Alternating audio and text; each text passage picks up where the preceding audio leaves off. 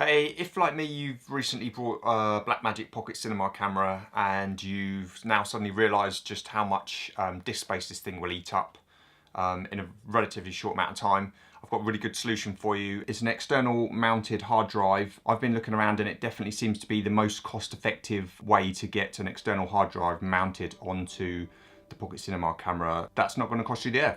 Just before I show all the parts that I've cobbled together for the solution, I just wanted to show you the main reason. So I'm using a 128GB SD card inside the Blackmagic at the moment. I just want to show you the difference in terms of recording time that you're going to get with that. So if I just start in ProRes 422 in 4K, got it set to 24 frames per second, you will see that our record time is going to be, this is just clear, there's 1 gig on there, so we have around 33 minutes recording time on that. And then if you were going to bump that up to try and get your 60 frames per second 4K, then you are looking at about 13 minutes, so not a lot of time. As we all know, filming that can get sucked up pretty quickly. And also I'm just going to show you on the Blackmagic RAW what the difference is going to be for the SD card as well. So if we just go back, we are going to try 12:1, the 12:1 ratio in Blackmagic RAW to start with in 4K 24 frames per second. You can see that you're going to get about 76 minutes there. And then if we bump that up to 60 frames per second, you are looking at about 30 minutes. Then if we come in and go to one of the higher ratios, 3:1, so this is Blackmagic RAW 3:1, 4K 24 frames per second, you can see that you are going to get about 19 minutes.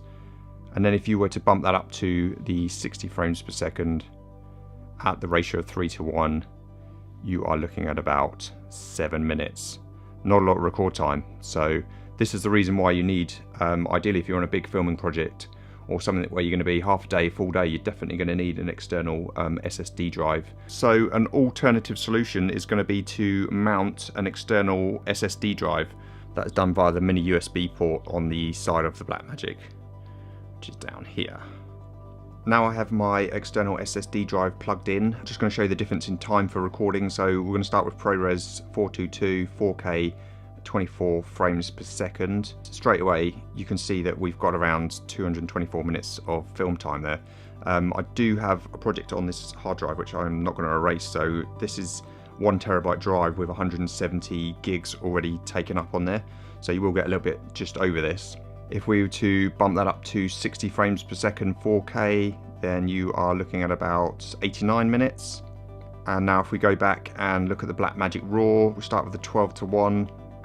So that's 4K again, 24 frames per second, and you are looking at about 520 minutes of filming there in that lower ratio.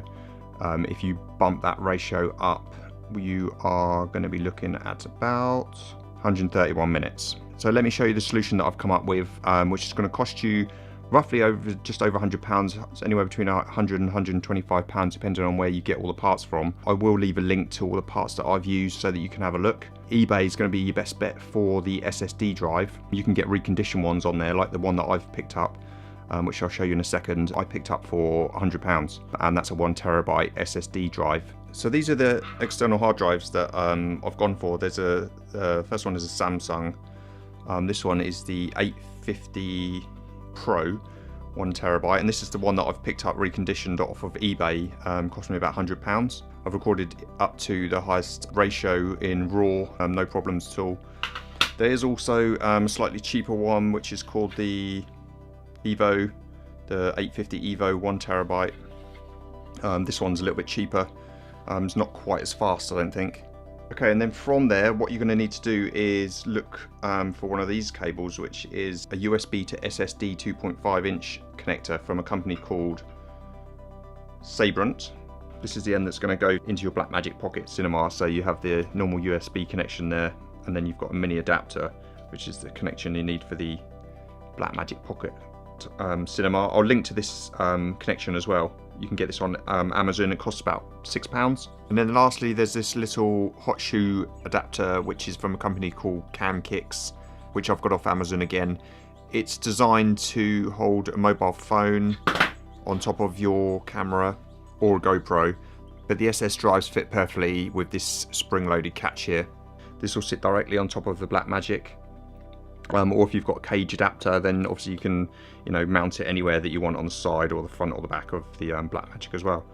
Okay, so this is everything mounted onto the Blackmagic. As you can see, it just sits on top. I've got the small rig cage, half cage, on my Blackmagic, so it's just slightly offset to the side. If you don't have one of these small rig half cages or full cages on the camera, then you're going to need to get yourself a little hot shoe adapter, which will just fit on top of the camera right here. You can move this around and adjust it slightly so it's not in the way of anything else that you might have on here. Cages from small rig are perfect because you can adapt and have your hard drive sat here on the side of the camera, or in a different position up front here, extended away from the camera. So this is a really good cost-effective solution, and it's cost me just over £100, and I'm getting really fast speeds out of this SSD drive and lots of recording time, which is what you need.